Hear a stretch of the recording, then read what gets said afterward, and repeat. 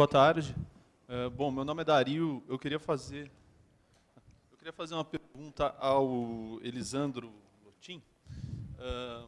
Bom, Elisandro, acho que o cenário que você traçou, ele mais do que um cenário de desrespeito aos direitos humanos, né, do profissional de segurança pública, é de fato um cenário absolutamente revoltante, aviltante. Penso que existe consenso aqui sobre isso. O que eu queria perguntar ao senhor é como que o senhor imagina uma superação desse cenário, levando em conta os aspectos formais da segurança pública no Brasil, aquilo que a gente pode chamar da arquitetura institucional de segurança pública.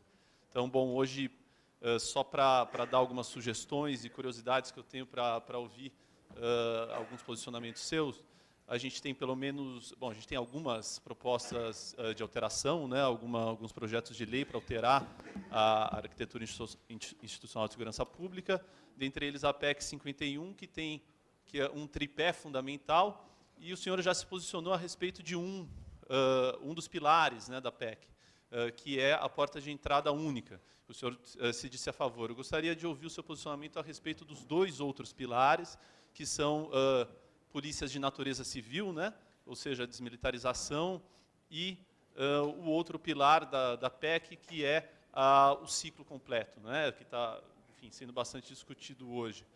Além, é claro, quero deixá-lo à vontade para comentar outras maneiras de alterar essa situação e, enfim, se algum outro membro da mesa se sentir ou quiser falar sobre esse assunto, também vai ser um prazer ouvir. Obrigado.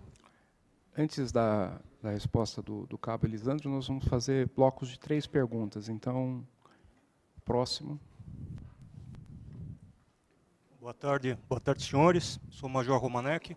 Aqui estou com mais 30 oficiais alunos do curso de doutorado em Ciências Policiais da Polícia Militar, né, somando-se mais os companheiros da Guarda Civil, que a gente tem muito prazer em trabalhar junto. Doutor Jorge, na verdade não é uma pergunta, é uma consideração para o senhor. À vontade. Da mesma maneira que o senhor ficou assustado, eu fiquei assustado também com a Polícia Militar de Santa Catarina. O que ocorre? A Polícia Militar de São Paulo, nós temos associação de praças com mais de 60 mil componentes. E em nenhum momento nós temos esse quadro que o seu Elisandro passou, né? Eu convido a todos a verificar a formação nas nossas academias, nas nossas instituições, na própria Guarda Civil, que se espelha muito na Polícia Militar, e eu não vejo esse quadro que ele passou, né? Para o senhor ter ideia, um dos nossos decanos na Academia do Barro Branco é o Dr. Kogan. O senhor conhece? Conheço. O Kogan pai. E temos também o Kogan filho. Quando eu entrei no Ministério Público, o Kogan pai já era aposentado. Então, para os senhores terem ideia, como é que é a nossa formação aqui na Polícia Militar de São Paulo, né? O seu Major Marcelo Zanqueta, na nossa corregedoria, explicou muito bem como é que são nossas sistemáticas de apoio à Polícia Militar. Então, nós temos todo um sistema forte de comprometimento com a sociedade, com os direitos humanos, com a formação, e hierarquia e disciplina existe em qualquer empresa, né? Nós temos regras, temos regramentos, e essas regras, no caso da Polícia Militar de São Paulo, ela após nosso regulamento disciplinar, ele é após a Constituição Federal de 88, e é um decreto 2001, e é um decreto assinado pelo governador do Estado de São Paulo. Então, tá? O senhor está vendo aí, né? Então, nos causou indignação. Nós conhecemos vários oficiais, vários praças também da Polícia de Santa Catarina. Inclusive, eu vou até tentar ver o que está acontecendo por lá. Muito obrigado. Eu agradeço a sua intervenção. Mais uma pergunta, depois nós vamos passar aqui para... Muito boa tarde, cumprimento todos da mesa. Meu nome é Major Menemilton, da Polícia Militar do Estado de São Paulo. A minha pergunta é direcionada à professora Julita Linghuber. O dado que foi apresentado, inclusive não é novo, inclusive já é amplamente divulgado pela imprensa, nós temos o dado que a senhora citou, de que a população carcerária do Brasil é a 4ª maior população carcerária do mundo. Esse dado salta aos olhos e induz a toda a população, todas as pessoas, ao raciocínio lógico de que prender muito não reduz a criminalidade. Acontece que o país, nós somos a 5ª maior população mundial do mundo. Estamos atrás dos Estados Unidos, China, Indonésia. E quando nós olhamos, e a Índia, e quando nós observamos os dados relativos, nós realmente somos a 4ª maior população carcerária do mundo em números absolutos. Quando direcionamos o olhar para números relativos, ou seja, a relação de população carcerária por 100 mil habitantes, nós estamos na 31ª posição atualmente, segundo os dados, o último dado, que é do Centro Internacional de Estudos Prisionais, que, inclusive, o próprio Ministério da Justiça se vale desses dados, é divulgado, inclusive, pelo Infopem, e, provavelmente, esses dados que a senhora citou são originários desse próprio centro, que é referência internacional. A minha pergunta seria, a partir do momento que nós nos valemos apenas de dados absolutos e não dos dados relativos a nível de divulgação para a população, nós não estamos contribuindo para uma análise, uma conclusão simplista e equivocada sobre a dimensão do problema, o seu grau de complexidade, as enormes variantes que estão relacionadas a isso, a partir do momento que a gente acaba induzindo ao raciocínio de que prender muito não resolve o problema da criminalidade. Muito obrigado. Muito bem, passo a palavra ao Elisandro Lotin para suas considerações e depois, em seguida, já a professora Julita. Bom, agradecer as colocações. Eu vou começar pelo Major, que, desculpe, eu não anotei o seu nome, Major. Romanek. Todos os links que eu trouxe ali daquelas exposições, acho que tem um só que se refere à PM de Santa Catarina. Um só. A maioria está bem disseminado no Brasil todo. No Paraná, no Distrito Federal, na Bahia, Espírito Santo, Maranhão, então tem vários estados, Pernambuco, tem vários estados. Algumas colocações que foram pontuadas ali, inclusive o estado de São Paulo, a questão de tortura, por exemplo, são comprovadas, né? A questão da tortura física, por exemplo, nos cursos do BOP, estilo tropa de elite, isso é comprovado, a tortura no Distrito Federal tem a foto ali. Então, são todas situações que são bem disseminadas no Brasil e não se referem especificamente à PM de Santa Catarina. Eu vou usar uma frase do professor Hamilton Carvalho Bueno, um grande jurista, e ele dizia o seguinte, quando a gente começa a fazer uma explanação geral sobre qualquer assunto, desnecessário falar que toda regra tem exceção. Porque está intrínseco, então tem exceções em vários lugares. Mas, infelizmente, a regra geral no Brasil afora é, sim, de tortura, é, sim, de situações que foram colocadas ali. Questão de, por exemplo, São Paulo tem uma questão bem grave agora, que é a questão dos armamentos. Tiveram que recolher, enfim, aí tratando de equipamento, né? Várias pistolas que deram defeito, isso foi divulgado no Brasil todo. São Paulo tem, por exemplo, a questão da jornada de trabalho, que ainda continua a questão da 2448. Em alguns lugares do Estado ainda tem 2448. Então, isso são problemas que são colocados no Brasil todo. Santa Catarina também tem essa questão da jornada de trabalho. Então, são situações que são colocadas. Alguns estados evoluíram um pouquinho mais, outros ainda não. Né? Os regulamentos, em sua grande maioria dos regulamentos ainda, trazem muito do RDE, do Exército, enfim, isso também é fato. Estudos comprovaram. Então, não é regra geral, alguns estados evoluíram em alguma coisa, outros ainda não. Minas Gerais, por exemplo, o regulamento já é um regulamento bem mais adiantado, já, inclusive não prevê mais a prisão administrativa, já traz outras colocações enfim, trazem situações que defendem efetivamente a cidadania e direitos humanos. Distrito Federal, o regulamento ainda é o do RDE. O Paraná, recentemente, policiais foram punidos porque estavam contestando algumas situações no WhatsApp, proibiram os policiais de usar o WhatsApp no Paraná. O Paraná não pode usar o WhatsApp quando está de serviço, não pode fazer comentário, enfim. Então, são situações que denotam tudo uma lógica ainda meio que autoritária de modelo de segurança pública. Em democracia, em democratização de segurança pública, não se permite isso. Quantos praças temos aqui hoje? Para mim, é uma resposta já um pouco de dois. Então, são poucos que, inclusive, participam desse processo. Há, inclusive, uma resistência velada, em alguns lugares velada, em outras nem se discute isso. Então, é preciso trazer também os praças para esse debate. Eu imaginei que os senhores e o senhor iria contestar algumas coisas, isso era previsto, obviamente, mas é preciso que os praças estivessem aqui, talvez tivéssemos um outro ponto de vista. Não tem problema, isso podemos ir em qualquer lugar, não é essa a questão. A questão é que para o praça da polícia e do bombeiro militar, ele não pode discutir isso. Isso é fato, Major, não estou aqui falando, criticando o senhor ou a sua instituição, estou dizendo que é um fato. Na própria academia se tem dificuldade, né? Enfim, tem policial no Amazonas que foi expulso porque escreveu um livro porque defendeu desmilitarização. Foi expulso da polícia, só porque defendeu isso. Então, assim, e dá para contar inúmeras outras situações. Ele escreveu um livro, uma monografia de direito, a monografia resultou de um livro, e aí ele publicou o livro, e ele foi expulso da polícia. Porque defendeu isso. Quer dizer, isso não se coaduna com um Estado democrático de direito e com o princípio de democracia e de cidadania. E aí, várias situações pontuais, nós podemos falar inúmeras aqui. E a crítica, ela é uma crítica construtiva, ela é uma crítica no sentido de que, olha, nós temos que mudar e começa a mudar a partir do momento que tu dá direito e tu reconhece o profissional enquanto profissional. Isso é fato.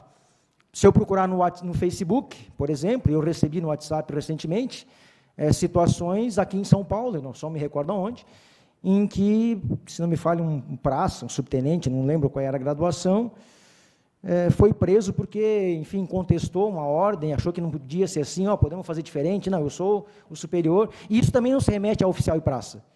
Isso está dado em todo o segmento. Do superior, do cabo para o soldado acontece isso, porque o modelo ele é assim, é um modelo dessa forma. Então, infelizmente acontece, é verdade, e a gente tem que aprender com isso e reconhecer isso, e a partir disso mudar essa ótica. Dario, imaginar uma polícia diferente, uma polícia democrática, né? A questão da desmilitarização. É preciso dizer o seguinte, a sociedade brasileira gosta de uma polícia militarizada, principalmente a classe média alta. É bonito o desfile de 7 de setembro. É bonito a farda, é bonito a espada, é bonito, é bacana. Ao mesmo tempo que se faz todo um debate errado sobre desmilitarização, se está fazendo um debate errado, de todos os lados, quem é contra e quem é a favor. Quem é a favor diz que não podemos desmilitarizar porque senão vira bagunça, e aí eu concordo com o Major. Não é o militarismo que prima por hierarquia e disciplina, nós temos hierarquia e disciplina em qualquer lugar, no Ministério Público, na minha casa, em qualquer lugar. Quando nós falamos em desmilitarização, nós falamos em direitos, nós falamos em respeito, nós falamos em humanização de relação, nós falamos em jornada de trabalho justa.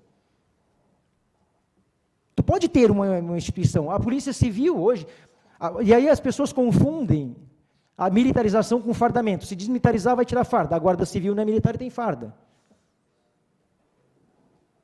Então, assim, o debate que está sendo dado sobre desmilitarização, ele está errado. Da parte dos praças, e hoje 78% defendem a desmilitarização, e defendem não porque querem acabar, virar bagunça, como a gente, se desmilitarizar vai virar bagunça. Não é isso. Polícia Federal não é militar e é tão rígida quanto a PM, talvez até mais. O que se fala quando quer desmilitarizar, esse 78% que foi levantado pelo fórum, fala assim, eu sou um ser humano, eu tenho direitos, tenho deveres sim, mas eu preciso ser respeitado no meu dia a dia enquanto ser humano, enquanto cidadão, enquanto trabalhador. É isso que nós queremos quando falamos em desmilitarização. Podia continuar sendo militar sem problema nenhum, desde que houvesse um mínimo de respeito. Por exemplo, quando algum superior abusasse psicologicamente, fisicamente de um subordinado, ele fosse punido, fosse processado pelo Ministério Público, fosse indiciado por tortura, condenado. Mas não acontece. Por que não acontece? Porque o sistema se autoprotege. Então, quando se fala em desmilitarizar isso, e tu pode ter uma instituição militarizada ou não, com um viés de segurança pública cidadã, basta tu tornar o policial militar um cidadão. Mas para isso tem que evoluir muito, e aí vem regulamento, vem tudo aquilo que eu falei antes. Particularmente sou a favor, particularmente. Mas é preciso debater muito esse tema, sob vários pontos de vista, e a partir de uma lógica correta. Eu ouço muito que uma questão que é muito pontual, se desmilitarizar, nós vamos perder os nossos direitos. É mentira. No Estado democrático de direito, o militar, nenhum órgão tem direito perpétuo. Ninguém. Basta um projeto de lei no Congresso ou na Câmara que o direito se esvai. Não é essa a questão, perder ou ganhar direito ou manter direito. A questão é respeito ao trabalhador de segurança pública e inserção dele naquele livrinho verde chamado Constituição da República Federativa do Brasil, que ainda nós estamos fora. Isso é o que fala quando se fala em desmilitarização por parte dos policiais e bombeiros militares. E, a partir disso, uma ótica de construção de um modelo de segurança pública diferenciado, não um modelo de Estado que nós temos hoje, porque nós somos pagos para defender o Estado, não a sociedade. Nós somos pagos para defender o status quo, o Estado, não a população. Isso é fato. O modelo de segurança pública brasileiro é assim, e já foi escrito por vários dos senhores que estão aqui. Modelo francês, modelo inglês, toda aquela discussão teórica, né? Falaram-se tanto na questão, por exemplo, da polícia comunitária. Como é que vai inserir? Aqui em São Paulo até teve alguns casos muito pontuais em que a polícia comunitária deu certo por iniciativa e por teimosia e por valentia dos policiais, de alguns tenentes coronéis e coronéis. Eu estava lendo um livro esses dias de uma cidade do interior de São Paulo que funcionou muito bem. Mas a polícia comunitária no Brasil, a lógica, ela serviu para duas coisas. Para muita gente viajar pelo mundo todo fazendo curso, ganhando diária, e para vender livro. Porque na prática não serviu para nada. Quanto tempo se discute polícia comunitária? Que avanço se teve desde o início da década de 90 até hoje? Nada, e nós estamos falando de 20 anos. Que não é compatível um modelo de polícia comunitária, estilo Japão e Inglaterra, que é uma polícia de proximidade, para um modelo de polícia brasileiro que é centralizado e autoritário. Não tem como, botar uma coisa, encaixar que não encaixa, não fecha. Não tem como fazer, é utopia, é discussão retórica e teórica. Se completa, eu sou a favor. Apesar de saber que meus colegas policiais civis são contra, delegados principalmente, mas e não é nem uma questão corporativista, é uma questão de resultado prático para a sociedade. E dá para citar inúmeros exemplos. Minas Gerais, que é o que mais a gente usa de exemplo, são 850 e poucos municípios, 200 municípios têm delegacia. O policial militar tem que andar 400 quilômetros com um preso para entregar na delegacia, para ficar lá 2 minutos e voltar. Quer dizer, é otimização de recurso, resultado prático, enfim, é uma séria resposta para a sociedade. É uma série de situações que se colocam com a questão. E é isso que se discute isso sob perspectivas diferentes. Qual é a perspectiva que se está discutindo de segurança pública hoje no Brasil? Corporativista. E está errado. É todo mundo querendo manter o seu status quo e o seu nicho de poder. É isso que está dado no debate. E faz 10 anos que acontece isso. Sou a favor do ciclo completo. Temos trabalhado com isso desde que ele vem acompanhado com outras coisas. Ciclo completo por ciclo completo não vai resolver absolutamente nada. Porque não adianta pegar e tirar daqui, botar aqui e achar que vai resolver. Tem que vir acompanhado de outras coisas. E aí, trazendo para a questão dos trabalhadores, jornada de trabalho, a desvinculação do Exército é fundamental. É fundamental. A PM de São Paulo, para comprar armamento, tem que mandar um documento para a IGPM para demorar 2, 3, 4, 5 meses para voltar. Para comprar um colete, para aumentar o efetivo. Qualquer PM, nós temos a IGPM ainda, hoje a PM, eu tenho dúvida, eu sempre uso uma expressão, e aí eu já encerro, professor, eu sempre coloco, se chegar agora na minha frente, o comandante-geral da Polícia Militar de Santa Catarina, o governador de Estado, o ministro da Defesa, o general comandante do Exército, e o presidente da República, e cada um me der uma ordem diferente, eu não sei o que eu vou fazer. Porque eu sou subordinado a todos esses caras. Se o governador me mandar para a esquerda e o comandante da PM para a direita, eu vou pirar o cabeção aqui. Se o general do Exército me disser alguma coisa diferente disso, mais ainda. Porque a gente é subordinado a tudo isso. E aí a gente não tem como não ter problemas na área de segurança pública. É tudo híbrido. O Brasil vive um modelo de segurança pública híbrido. Híbrido diz polícia civil, polícia militar, uma completa a outra, na prática as duas ficam brigando. Então, é preciso mudar todo o modelo, e a partir de mudar todo o modelo, democratizar e trazer cidadania, dignidade, etc. PEC 51. Eu vou dizer uma coisa aqui, que talvez eu seja, inclusive, criticado por alguns companheiros e elogiado por outros, mas faz parte do processo.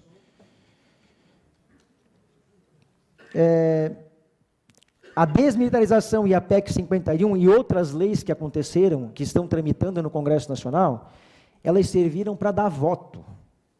Só para dar voto. Porque na prática mesmo, o cara nem sabia o que estava falando. Ele não consultou especialistas, ele não consultou trabalhadores, não consultou ninguém. Deu na veneta dele fazer um projeto de lei disso, daquilo. E aí não é só a PEC 51, não. Apesar de que eu sei que a PEC 51 é uma construção do Luiz Eduardo Soares. Mas são outras leis, são várias outras leis. Nós temos hoje no Congresso Nacional, eu não consigo nem definir o número de leis que falam sobre segurança pública. Cada um que vem, se acha o bambambam, entendido de segurança pública, vai lá e faz um projeto de lei. Nunca se consultou fazer um tema de debate desvinculado de corporativismo, pensando em segurança pública de forma coletiva, cidadã. Nunca se fez isso. E aí tem uma infinidade de projetos lá que acabam não avançando, e aí assim, ficamos discutindo o que se faz muito em segurança pública no Brasil hoje. Troca a cor da farda, muda a viatura, vem um comandante e diz que a camisa por baixo da farda tem que ser branca, vem outro tem que ser preta, o governador escolhe a cor da viatura, diz que tem a viatura. Isso é o que se faz de segurança pública hoje. A mesma coisa que fazia há 50, 100, 200 anos atrás, nada mais. O mesmo procedimento, a mesma temática, a mesma lógica. Não se mudou nada. Apesar de que tem inúmeros estudos da academia tratando sobre o assunto. Mas parece que os políticos não leem. Acho que eles não leem. E aí tem umas ideias estapafúrdias e outras que vão piorar o modelo de segurança pública que nós temos aí, que está dado aí com PECs e mais PECs e mais PECs. Acho que era isso. Obrigado. Professora Julita.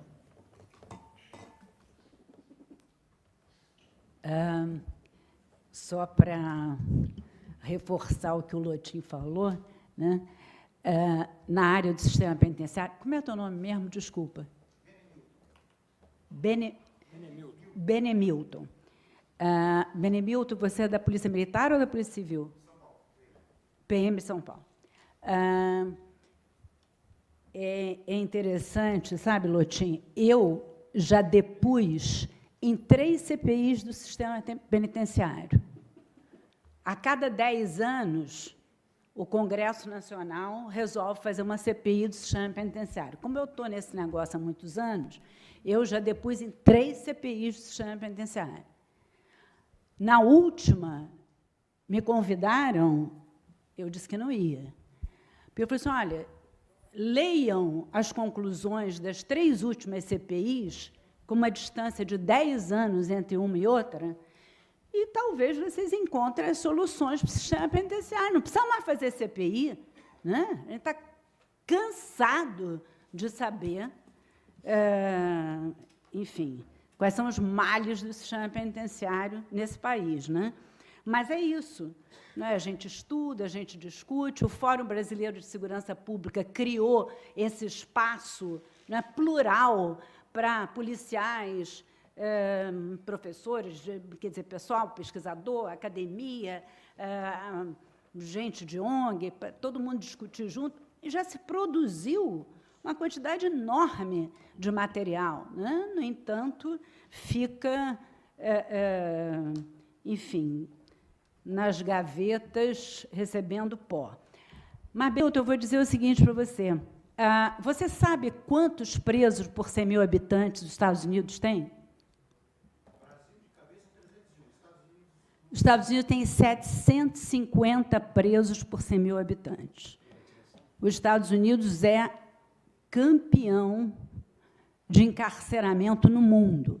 Os Estados Unidos têm 5% da população mundial e tem 25% dos presos no mundo.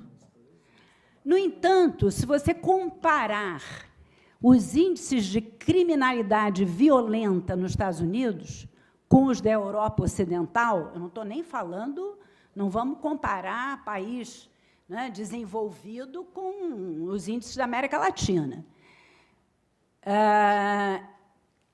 Os índices de criminalidade violenta nos Estados Unidos são 5 vezes maiores do que os índices de criminalidade violenta na Europa Ocidental. Sabe qual é a média de encarceramento na Europa Ocidental? 150 por 100.000 habitantes. Então, Benemilton, eu te convido, o problema é o seguinte, o problema desses dados disponíveis na internet, do International Center for Prison Studies, do qual eu fiz parte do conselho durante muitos anos, quando foi criado o International Center for Prison Studies, havia um conselho e eu fui parte do conselho durante muitos anos. Trabalhei nessa área muitos anos da minha vida. E, Benemilton, se você acredita que é através de encarceramento de muita gente na cadeia que a gente vai reduzir os índices de criminalidade, Benemilton, eu te convido não só para um cafezinho, mas para outros encontros. Espera um instantinho, deixa eu só acabar de falar. Para outros encontros em que eu posso te recomendar algumas leituras. Há um estudo clássico nos Estados Unidos, feito por uma organização de pesquisa sediada em Washington, chamada The Sentencing Project. É um projeto assinado por um pesquisador chamado Mark Mauer. Eles fizeram uma análise durante 20 anos, pegaram uma série histórica. Eles pegaram dos anos 70 aos anos 90, meados dos anos 70, meados dos anos 90, eles compararam 20 estados americanos. 20 estados americanos que têm índices de encarceramento absolutamente díspares. Né? Porque você tem estados americanos com baixo índice de encarceramento, né? Por exemplo, como, enfim, do lado de Michigan, qual é o estado do lado de Michigan? Hein? Não. Enfim, há um estado na região dos Grandes Lagos, que é o estado que tem o mais baixo índice de encarceramento dos Estados Unidos, e depois você pega o Texas, que tem o maior índice de encarceramento. Né? E, no entanto, os estados que têm menores índices de encarceramento são os estados que têm menores índices de criminalidade. Né? Então, houve um sujeito que, há uns 20 anos atrás, camarada chamado Stephen Levitt, que escreveu aquele livro que ficou famoso, né, Freakonomics, o Stephen Levitt, há 20 anos atrás, ele tentou provar a tese de que há uma relação positiva entre taxa de encarceramento e taxa de criminalidade. Ele não conseguiu. Um economista famoso. Ele apenas admitiu, ao final do trabalho dele, e nós participamos de uma mesa de debate no Rio de Janeiro, há uns anos atrás, né? Ele apenas admitiu que, em alguns casos, uma taxa de encarceramento maior pode inibir alguns crimes contra o patrimônio sem violência. Ora, vamos e venhamos. Né? Já disse um ministro da Justiça inglês, a prisão é uma forma cara de tornar as pessoas piores. Então, se a prisão é uma forma cara de tornar as pessoas piores, vamos reservar a privação da liberdade para quem é perigoso, para quem realmente se constitui uma ameaça ao convívio social. Todos os outros, inclusive os traficantes que não estão usando de violência, deviam ser punidos com penas diferentes da pena de prisão, até que a gente não consiga mudar a legislação nesse país.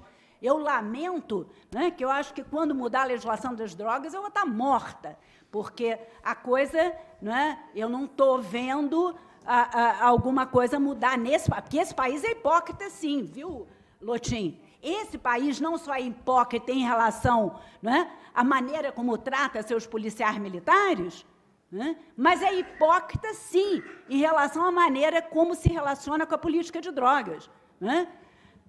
A grande obra do primeiro governo da Dilma Rousseff, nessa área, foi um programa CRAC É Possível Vencer, né, que é o programa mais hipócrita, né, que, se você conhecer os detalhes do programa CRAC, para o qual foram destinados 4 bilhões de reais. Né? Qualquer pessoa, né, que tenha tido cuidado de estudar um pouco política de drogas, ver o que está se fazendo em outros lugares do mundo nessa área, vai se dar conta que nós jogamos 4 bilhões de reais do CRAC É Possível Vencer na latrina. Né? Porque a maior parte desses 4 bilhões, na verdade, nós não usamos para prevenir as drogas. Né? A gente tem que lembrar algumas coisas que a gente já fez bem nesse país. Né? A gente não pode olhar, por exemplo, dos Estados Unidos e achar, né, que eles são exemplo no mundo de política de segurança pública ou de política de redução da criminalidade, porque não são. Né? Não são. Em relação às drogas propriamente, né, e eu gostaria de até terminar essa minha fala aqui, que já se alongou muito falando sobre isso, o Brasil é absolutamente vitorioso no controle do uso do tabaco. Eu não sei se os senhores sabem, mas, nos últimos 15 anos, nós reduzimos em 65% o número de fumantes nesse país. Grande vitória, que foi conseguida como? Com hipocrisia? Não. Foi conseguida com coragem, mas aí o governo federal tomou coragem, botou a cara, botou na televisão, não é? E começou a insistir nos males do tabaco. Não é? Você vai lá comprar um maço de cigarro, tem lá no maço aquelas fotografias horrorosas. Não é? Enfim, se investiu na prevenção, né? Muito mais do que na repressão. Né? No entanto, a gente conseguiu reduzir em 65% o número de fumantes. No entanto, quer dizer, quando a gente pensa em outras drogas, né, nós usamos uma hipocrisia absoluta. Existe um dos maiores especialistas em droga, é um especialista inglês chamado David Nutt. Ele, com um grupo de especialistas, fez um projeto que foi publicado na revista Lancet, que é a maior revista na área da saúde, na área da medicina, talvez no mundo. Essa revista publicou o trabalho do David Nutt e do grupo dele. E eles chegaram à seguinte conclusão: numa escala de 0 a 100, o álcool é a droga que mais causa prejuízos ao ser humano. Se você pega lá a escala do David Nutt, se vocês tiverem interesse, pode botar lá na internet, no Google, David Nutt, gráfico, que aparece o gráfico do David Nutt. Nutt é N-U-T-T. 70, na escala de 0 a 100, o álcool ocupa, né, a mais alta, o lugar mais alto, com 70 de risco para a saúde do indivíduo e para o seu entorno. Você pega as outras drogas, é muito menor. No entanto, o que se faz, de novo, hipocritamente nesse país? Você pode ligar agora a televisão, né? A cada meia hora tem uma publicidade de quê? De cerveja. Né? Quer dizer, um estímulo ao consumo de cerveja, que é uma maravilha nesse país. Né? Quer dizer, neste carnaval, no Rio de Janeiro, foram encontradas crianças de 10, 11, 12 anos absolutamente embriagadas na rua, participando de blocos. Por quê? Porque a Ambev comprou o carnaval no Rio de Janeiro. Aqui também. Não é? A Ambev hoje é um poder neste país, né, que compra tudo. Então, a Ambev comprou o carnaval em vários estados e distribuiu camelôs vendendo cerveja em cada esquina. E você, né, encontrou adolescentes e crianças bêbadas nas ruas. Isso ninguém se preocupa.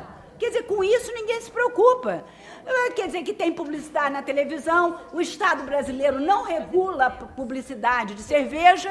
Né? No entanto, nós ficamos aqui hipocritamente colocando 4 bilhões num programa absolutamente irracional, chamado Crack é Possível Vencer, em que, basicamente, esse dinheiro, graças à Secretária Nacional de Segurança Pública, foi distribuído para comprar helicóptero, coletes para a polícia. E aí, coletes para a polícia, mais armas, é com isso que a gente vai resolver nosso problema? Não, é investindo em prevenção. E Benemilton certamente não é investindo no aumento do encarceramento no país.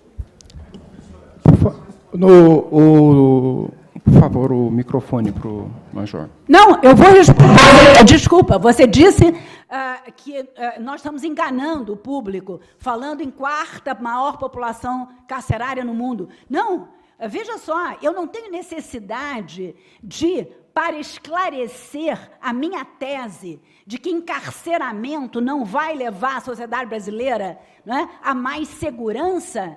Para esclarecer essa minha tese, basta eu usar os números dos Estados Unidos e da Europa, Benemilton, entendeu? Agora, é claro, cada um apresenta seus dados, né, como os organiza. Frequentemente, eu escrevo artigos em que eu mostro, claro, que nós temos uma taxa de presos por 100 mil habitantes, que não é a quarta maior do mundo. Mas isso não me interessa, Benemilton. O que me interessa é que não é através do encarceramento que eu vou resolver o problema da criminalidade. Agora, nós devíamos estar nos preocupando, sim, Benemilton, porque os seus colegas da Polícia Civil não investigam homicídio. Os homicídios nesse país ficam, na sua grande maioria, impunes. No Rio de Janeiro, essa taxa hoje está beirando os 10%. Quer dizer, num país com 60 mil homicídios por ano, em que as polícias civis só conseguem esclarecer 10%, 15%, é isso que devia estar preocupando a gente. Agora, a gente está enchendo cadeia com quem não devia estar lá e, na verdade, aqui, ó, os homicidas estão aqui fora, né? Quem está roubando o país está aqui fora, e aí? A gente faz o quê? Muito bem. Não, vamos... Deixa eu só... Eu estou quieto aqui, porque, na verdade, a gente privilegia o debate, né?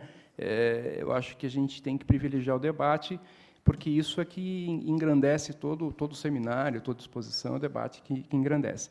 Mas a gente realmente adiantou bastante aqui já com essas 3 perguntas, então eu vou abrir agora mais 3 perguntas para que possam ser feitas. Vai ter muita pergunta aqui, pelo visto. Tá bom. Aqui na frente, olha. Aqui. Por favor. Por favor, aqui. Posso? Devo? Boa tarde a todos. Meu nome é Susan, sou da Sociedade Civil Organizada e membro efetivo do Conselho de Segurança do meu bairro. A minha pergunta é para a doutora Julita Lembrugger. Eu só queria que a senhora esclarecesse, a senhora citou o aumento na pureza das substâncias entorpecentes. A senhora poderia se aprofundar nessa questão? Só isso. Uhum. Aqui agora, por favor. Eu sou Luísa Friesreisen, sou subprocuradora-geral da República e faço parte do grupo no Ministério Público Federal que a gente formou para acompanhar as PECs da segurança pública, especialmente a 51, que está no Senado, e a 430, que corre na Câmara. Mas a minha pergunta é, professora, quando a senhora mencionou a questão das prisões, especialmente relativas à questão do tráfico de drogas no Rio de Janeiro, os dados são anteriores ainda à questão da audiência de custódia. Então, essa pergunta fica... eu até conversei aqui com o Marlon, eu falei, olha, esse tema é um tema importante.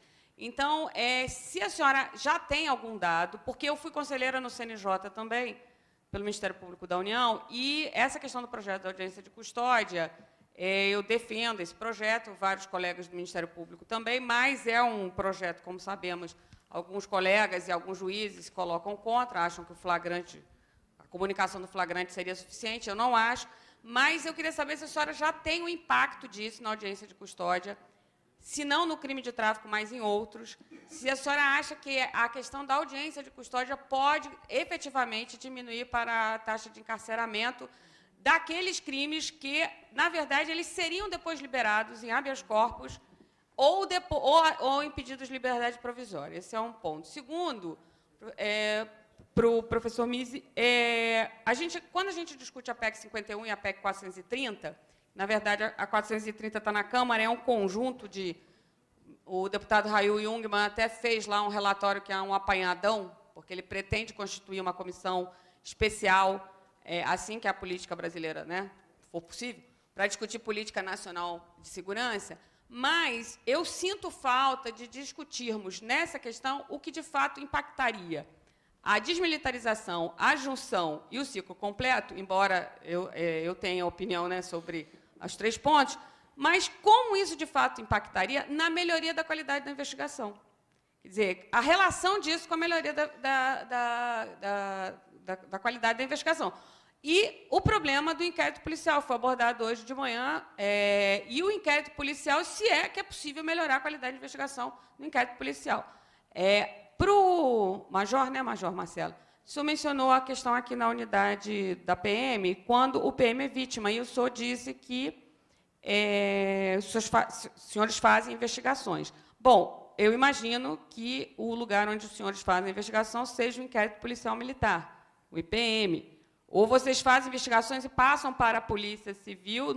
Eu gostaria que o senhor explicasse um pouco isso, porque o PM vítima é o autor desse delito, salvo se ele for outro PM, até porque se ele fosse outro PM, né, o crime doloroso contra a vida seria lá no júri. Aonde que é essa investigação que é feita? E qual a relação com a Polícia Civil, no caso da HPP aqui, e com o Ministério Público, porque isso vai ser julgado lá na Justiça Comum. E uma outra abordagem que não foi feita aqui, e que talvez vocês não... é como a desmilitarização ou a junção das 2 polícias vai se relacionar com a Justiça Militar. Porque nós temos essa questão da Justiça Militar, a PEC 45 modificou a Justiça Militar, o Código Penal Militar, o CPPM, nós temos também toda a questão da Justiça Militar da União. Esse é um debate, e eu não vejo esse contexto, porque eu acho que quando a gente discute tudo isso, ciclo completo, entrada única, fim da carreira do delegado como profissional de direito, unificação das polícias, a gente tem que considerar esses elementos aí, a Justiça Militar, o Código Penal Militar, o Código de Processo Penal Militar. E aqui para o Elisandro, né? Elisandro, o Supremo já disse que em muitas situações, quando não há um delito específico, eu estou falando da questão daquele assédio, né, na rua da PM, eu acho ali o Ministério Público podia ter pensado em algumas ações, uma ação de improbidade, para além do processo disciplinar, que poderia ter dado demissão, com certeza, ação de improbidade, e pode haver também denúncias por situações de tipos que não estão no Código. E aí se discute se é Justiça Militar ou não, uma outra discussão. E o Supremo tem discutido tudo isso, inclusive, agora mesmo acabou de dizer que o interrogatório do policial é ao final, porque não aplica o CPPM, que essa é uma outra discussão, quer dizer, essa legislação aí, CPM, CPPM, ela tem que ser totalmente revista. E ela está sendo revista quando da interpretação do Supremo Tribunal Federal, que acaba apreciando muitos habeas corpus relativos à Justiça Militar da União. Então, bom, eu vou pedir aqui apenas um segundo. Nós temos um limite de horário aqui para poder usar esse prédio, e até às 19 horas a gente tem um encerramento a ser feito agora a partir das 18h30. E a gente tem ainda que fazer as considerações dos relatores. Então, como foram feitas diversas perguntas, eu vou passar já a resposta, começando pelo professor Michel aqui, que tem que sair, que tem voo, inclusive, e pediria que fossem mais breves as respostas possíveis para que a gente possa encerrar no tempo oportuno.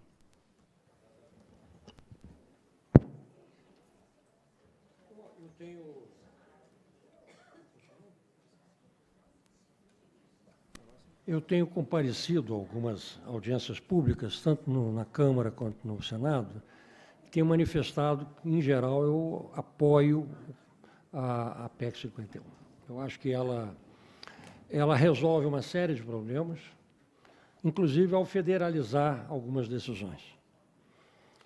Eu acho que é precipitado nós pensarmos numa solução nacional, a questão da unificação.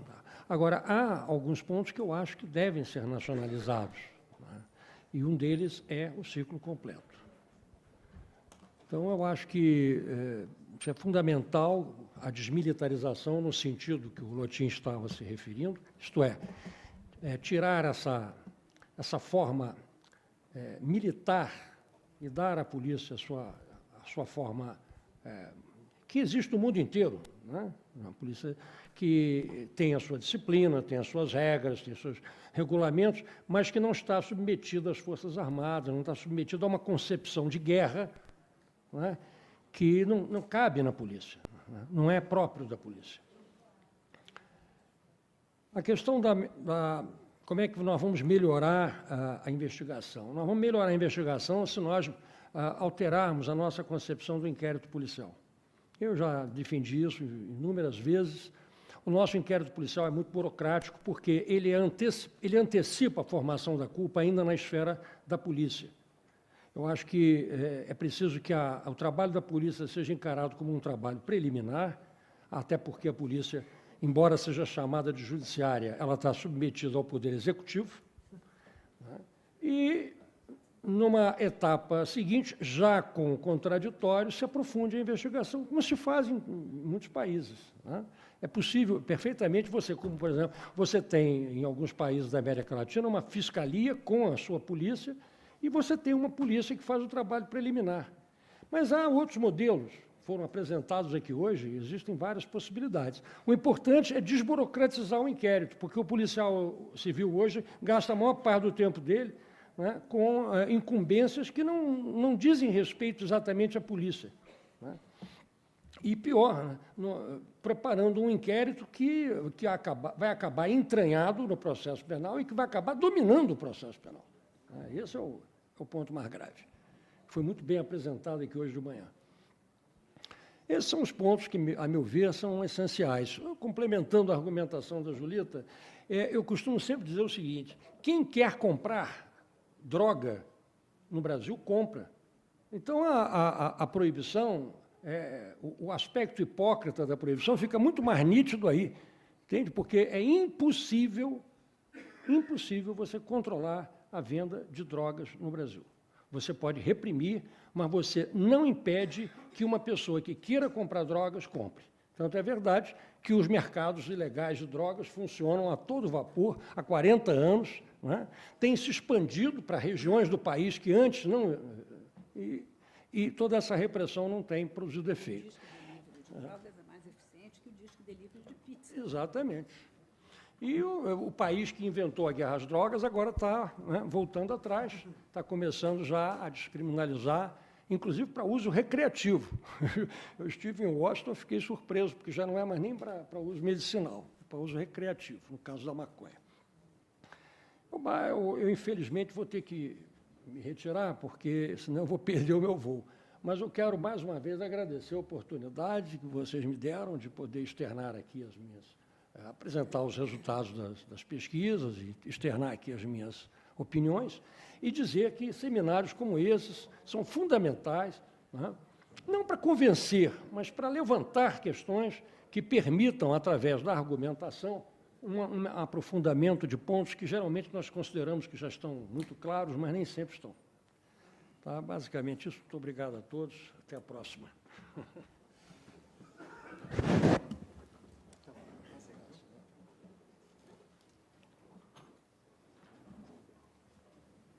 Professora?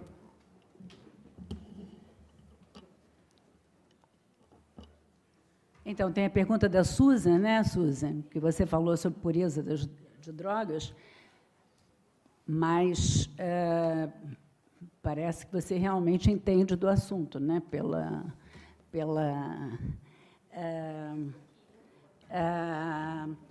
Então, você deve saber, Susan, que a proibição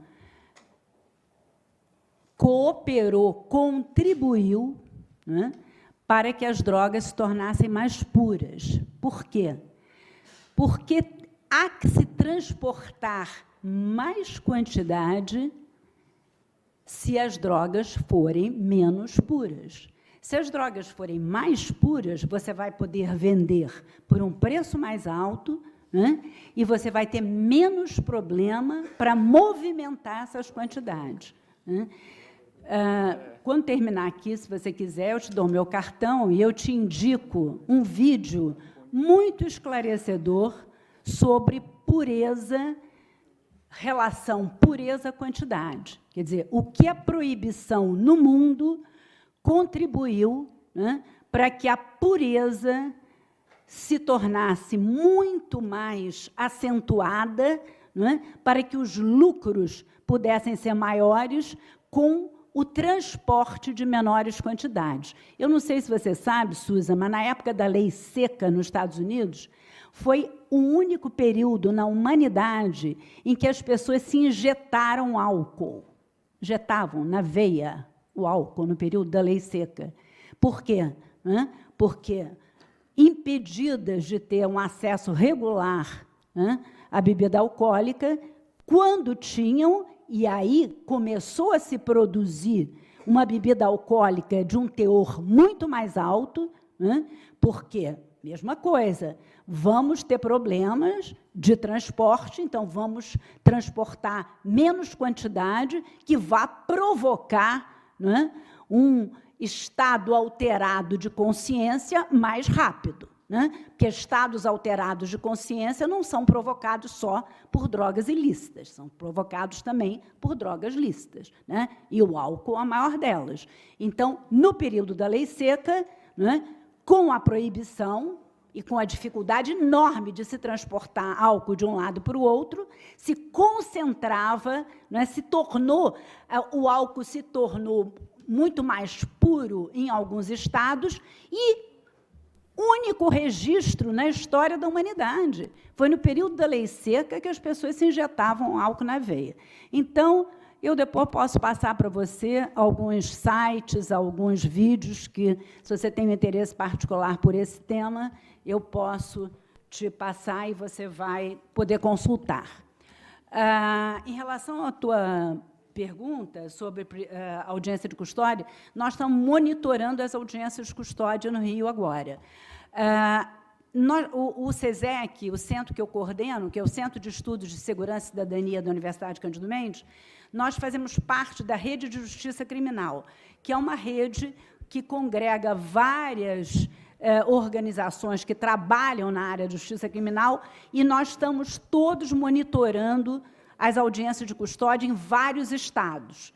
Então, a gente espera, muito breve, ter esses resultados. Por exemplo, o pessoal de Minas está achando que o resultado não é tão satisfatório quanto no Rio e São Paulo. Então, eu acho que a gente só vai realmente conhecer esses resultados quando a gente tiver acesso ao conjunto dessas pesquisas que estão sendo feitas nos diferentes estados.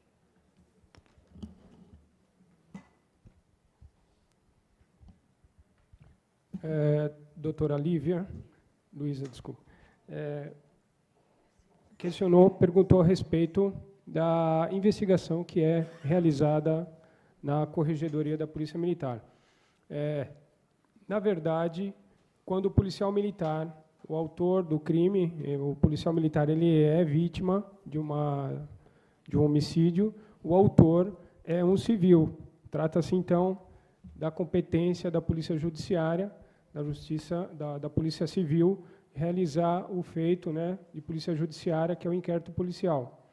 A Corregedoria, ela disponibiliza para a autoridade, ao encarregado deste inquérito policial, todo o efetivo a nós disponível, todos os nossos recursos, onde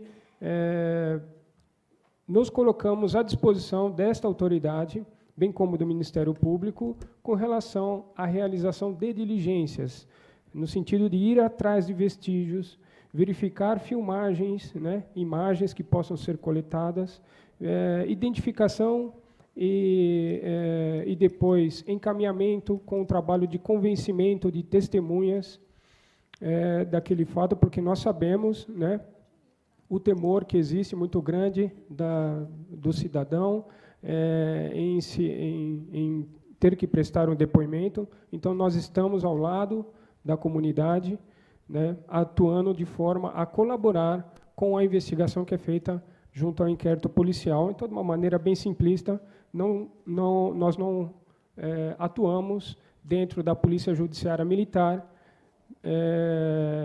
porque o autor do crime não se trata de um militar do Estado.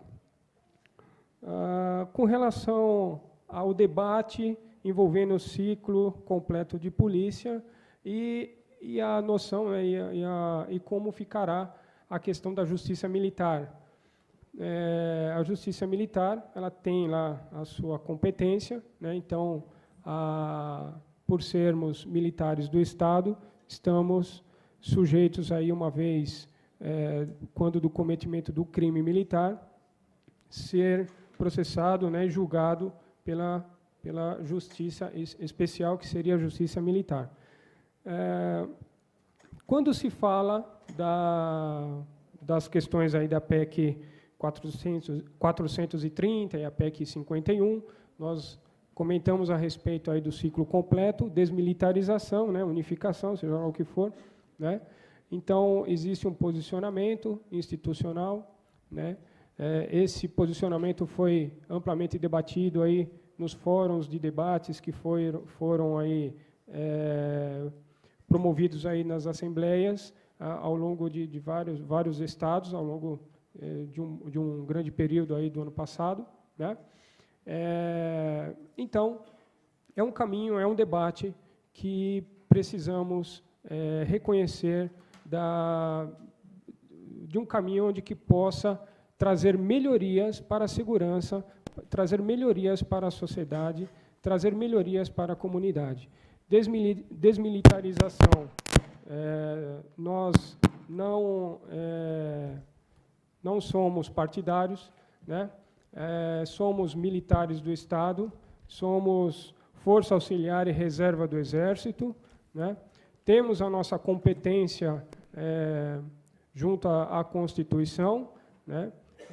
Que compreende a polícia administrativa, de preservação da ordem pública, policiamento ostensivo, ok? Então, nós defendemos o ciclo completo, logicamente com o devido preparo, né? E com as devidas adaptações que isso a instituição vem participando dos debates justamente para buscar um denominador comum e razoável. Não gostaria de me estender muito devido ao horário, mas espero ter atingido aí o objetivo aí das explicações. Cabo Elisandro, pediria que fosse bastante sintético aí nas suas respostas. Não, perfeito. A questão que a doutora colocou ali, não peguei o nome, desculpa, a questão da justiça. Eu tenho lido vários artigos, principalmente tem a Justiça do Rio Grande do Sul. Os magistrados do Rio Grande do Sul têm uma posição muito firme com relação à extinção da justiça militar. Eu comungo. Inclusive, eu vi de um juiz amigo meu que ele dizia: a melhor coisa é ser juiz da justiça militar, porque a demanda de trabalho é infinitamente inferior à demanda normal. A justiça militar, hoje, ela tem sido muito utilizada para julgar coisas tipicamente militares. Então, dormir em serviço, coisas mais ou menos nessa linha. Porque aqueles atos que efetivamente, enfim, são cometidos contra a população, eles, via de regra, acabam na justiça comum, porque não tem nem previsão na justiça militar, no Código Penal Militar. Então, eu acho um gasto desnecessário para o Estado e engano. Não é o meu, é? Eu acho. Oi?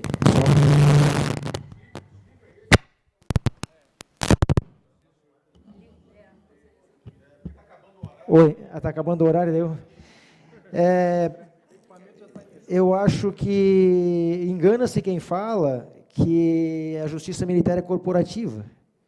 Engana-se muito. Eu prefiro 1000 vezes ser julgado pela justiça comum do que pela militar. Nós somos muito mais punidos de forma muito mais severa pela justiça militar. Isso é um erro que algumas pessoas construíram ao longo do tempo, mas não é. Eu prefiro particularmente ser julgado pela justiça comum. Eu acho um desperdício de dinheiro público e tem que ser extinto na minha avaliação. Eu acho que só isso. Não sei se tem... Bom, a questão dos debates da demilitarização, se completo, enfim, eu só quero reforçar, eu acho que não...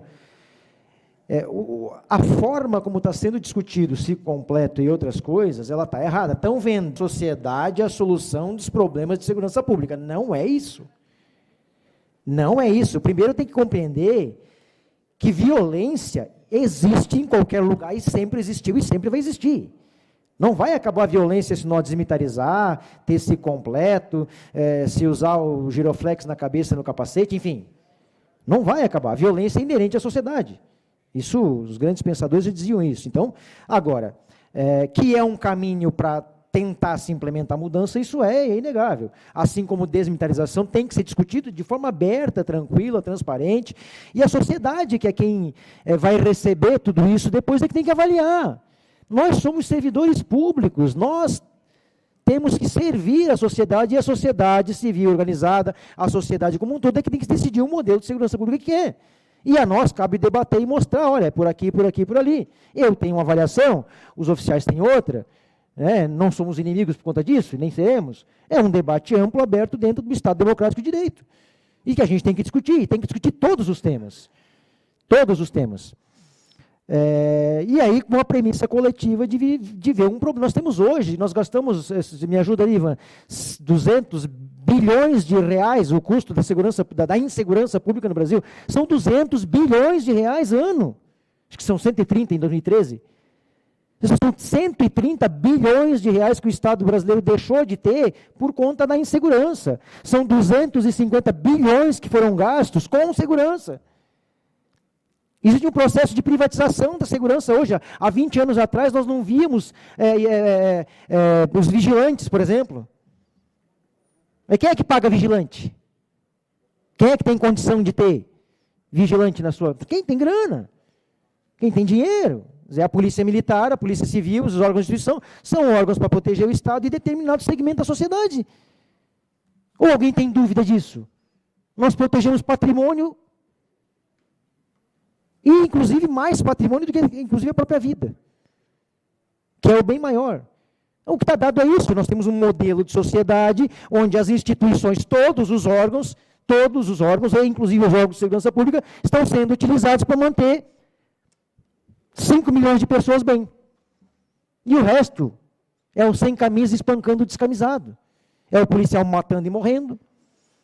E nós discutindo retóricas e problemas, como a professora falou, que já está discutindo 300 anos a mesma coisa, eu mais 200, e a coisa não encaminha. Não encaminha por quê? Porque corporativismos não deixam encaminhar e porque interesses. E a gente tem que pensar em sociedade. O policial também é cidadão e ele quer fazer parte desse debate. O policial praça. Ele quer fazer parte desse debate. Eu trouxe hoje aqui coisas que todo mundo já está careca de saber. Só que eu trouxe com um diferencial. Qual é o meu diferencial hoje aqui? É empírico. Eu vivo isso todo dia. Porque já foi escrito, já foi falado, já foi dito. A PEC 300, fala de salário. A PEC 300 não avançou por quê? Porque o Estado de São Paulo, um dos estados de São Paulo, a Polícia Militar de São Paulo, proibiu os praças de falar sobre a PEC 300. O governador, aliás, a polícia não, o governador proibiu. Geraldo Alckmin disse que se o policial militar praça falasse da PEC 300 e reivindicasse a PEC 300, ele ia ser preso. E outros estados também fizeram isso. Então, assim, são situações, o policial não pode falar, não pode contestar, não pode dizer, e isso tem que mudar. Muito obrigado a todos. Desculpa aí se eu, de repente, magoei alguém, mas não é essa a intenção. A intenção é fazer o debate mesmo.